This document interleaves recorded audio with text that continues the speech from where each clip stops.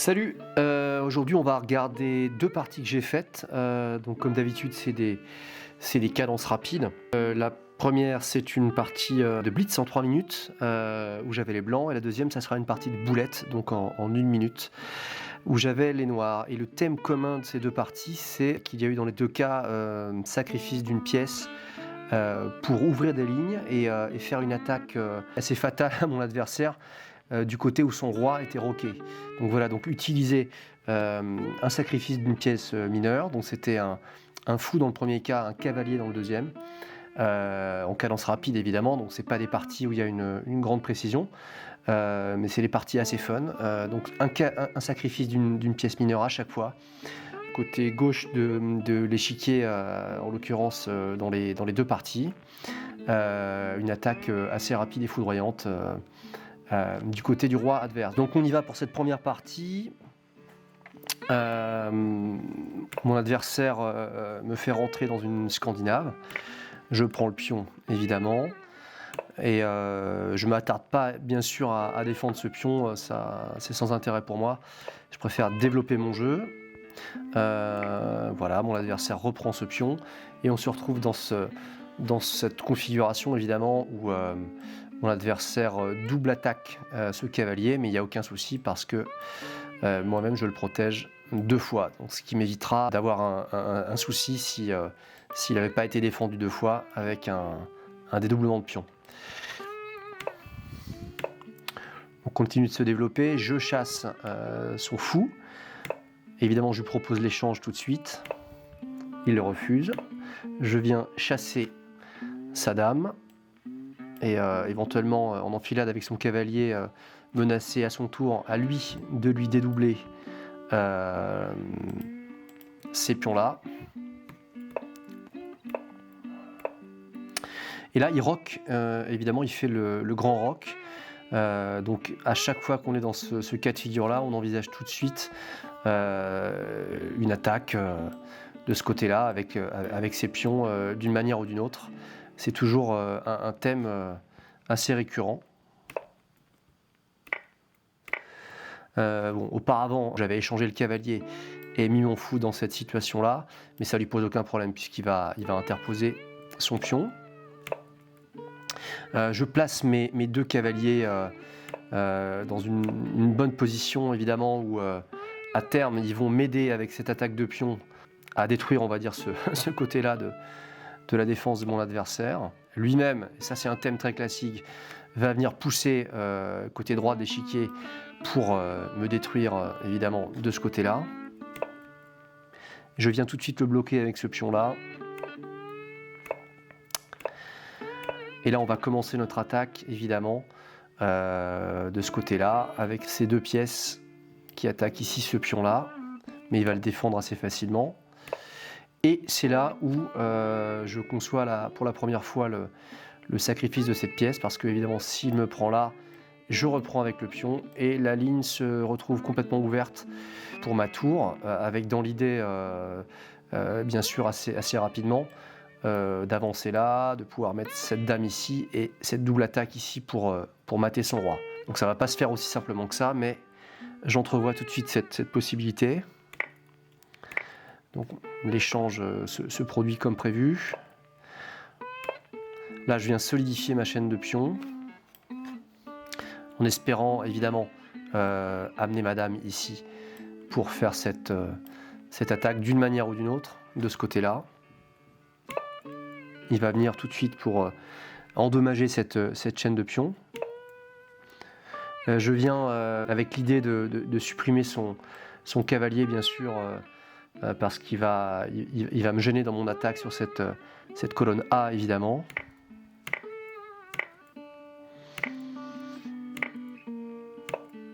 Je libère évidemment la diagonale pour mon fou, dans l'idée ultérieure de pouvoir amener madame ici.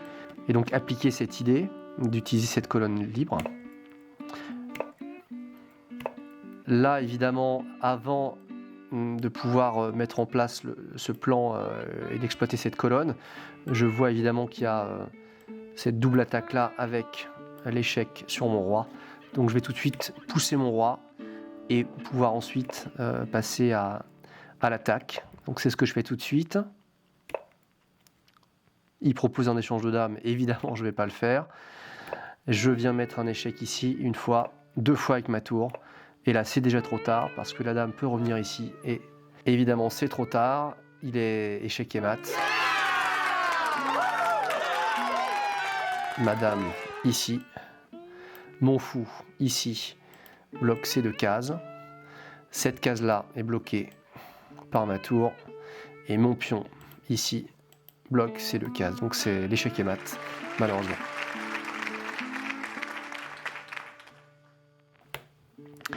Donc si on revient en arrière, on voit qu'évidemment, là, quand on est dans cette situation, en tout cas moi, si j'étais à sa place là, avec les noirs, jamais ici, je ne prends le cavalier de l'adversaire, parce qu'évidemment, ça libère tout de suite la ligne avec les idées d'échec et mat que j'ai pu exploiter par la suite. Moi, quand je suis dans des parties, en tout cas cadence rapide, où j'ai pas vraiment beaucoup de temps pour réfléchir, je ne cède jamais à la tentation de gratter une pièce à 3 points comme ça. Dans une partie en cadence rapide, il en faut beaucoup moins que ça pour se faire avoir. Donc voilà, ça c'était la première partie dans cette thématique.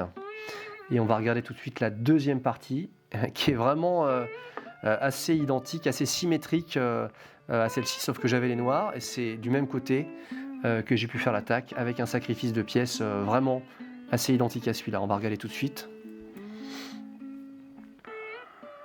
Donc c'est parti pour cette deuxième partie en boulette. Donc cadence très rapide en 1 minute, sans incrémentation de temps. Donc c'est parti, j'avais les noirs. Et là je décide de rentrer plutôt dans une est indienne. Donc voilà, on défend le centre, non pas avec la présence des pions, mais un peu à distance avec nos pièces. C'est ce qu'on appelle l'approche hyper moderne des échecs, donc en opposition à l'école classique qui préconise d'occuper le centre avec ses pions. Donc là je laisse mon cavalier, j'accepte le dédoublement de pions, et ça ne pose aucun problème pour moi à ce stade-là. On se développe, on rock tous les deux côté roi. On développe nos pièces. Lui tout de suite il met en place une batterie dame plus fou, évidemment parce qu'il veut venir me mettre en échec, endommager en tout cas m'enlever ce pion là et ouvrir cette colonne. Mais cette ouverture de colonne, on va voir qu'à terme elle peut être dangereuse aussi pour lui. Donc moi je m'en soucie pas trop et je laisse ce pion là parce qu'on est en boulette, en cadence rapide, et je sais que y a très peu de chances qu'il y ait un mat qui vienne de ce côté là. Par contre ça va par la suite moi m'ouvrir cette colonne si je fais passer ma tour ici, et c'est ce qui va se produire. Donc je continue de me développer, je lui laisse le pion, ça pose aucun souci, il va repartir tout de suite d'ailleurs. Je développe mes pièces. Là évidemment je viens bloquer avec ces 2 pions là, donc il peut plus vraiment sa batterie dame fou va plus lui servir à grand chose, et moi l'idée ça va être par la suite de venir et d'exploiter cette colonne ouverte pour venir endommager sa structure ici et l'attaquer pour faire éventuellement une attaque de mat. Je recule et là voilà, c'est là où on retrouve cette structure côté gauche de l'échiquier, sauf que j'avais les blancs pour la partie d'avant, mais là j'ai les noirs, mais c'est exactement pareil. Je vais volontairement accepter de me faire prendre, de me faire enfermer ce fou et de me le faire prendre, parce que ça va encore une fois ouvrir cette colonne. Et donc je vais pouvoir effectivement ensuite venir, moi, exploiter cette colonne ouverte. Effectivement, il va vouloir bêtement venir grignoter cette pièce, et ça va lui coûter cher. Je viens tout de suite placer effectivement madame ici, pour ensuite pouvoir taper avec ces 2 pièces-là. Il vient défendre le pion avec son roi. Je positionne ma tour. Là, effectivement, il a mis sa tour en vis-à-vis, donc bien sûr, moi-même, j'ai avancé mon pion pour éviter les soucis. Alors, maintenant, il l'attaque 2 fois, mais pas de problème, hein. Elle est défendue aussi 2 fois de mon côté. Le pion est fou. Il menace madame. Évidemment, je bouge. Et là, je suis venu placer ce cavalier un endroit assez intéressant puisque je vais pouvoir maintenant prendre ce pion.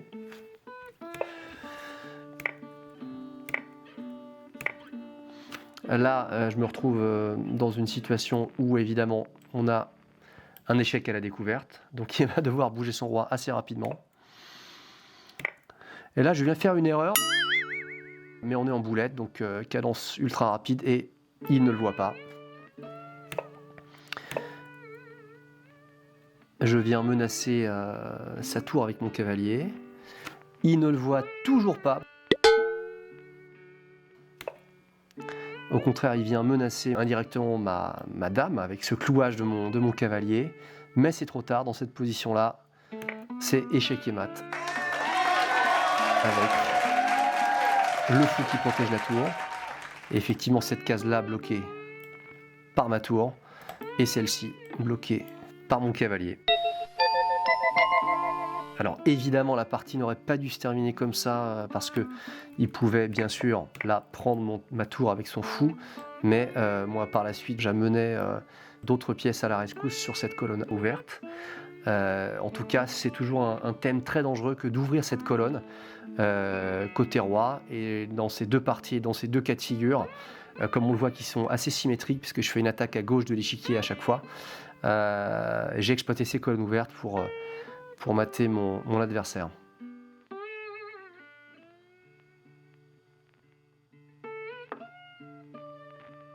Donc voilà pour ces deux parties, c'est tout pour ce soir.